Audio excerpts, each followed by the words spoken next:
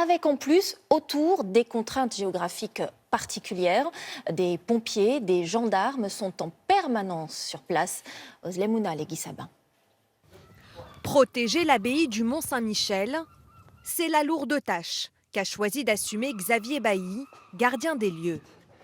Ici, nous avons une issue de secours, donc une porte qui est électroniquement asservie et qui s'ouvre automatiquement en cas de nécessité.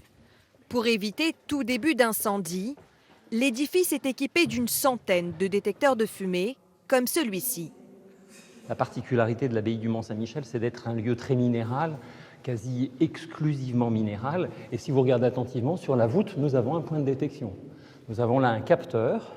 Des capteurs visibles, mais aussi cachés. Là, les systèmes de détection, vous ne les voyez pas, ils sont dans la charpente. Mais par contre, vous l'entendez. Ce que vous entendez, le bruit de soufflerie, c'est un système d'analyse d'air permanent. Enfin, au sommet de l'église, ces lances à eau comme ultime recours. Jusque-là, elles n'ont jamais été utilisées.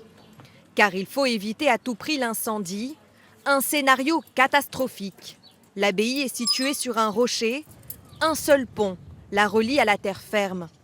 D'où la présence en permanence de 4 pompiers et 4 gendarmes, mobilisables à tout instant. Messieurs, dames, bonjour. Bonjour, madame.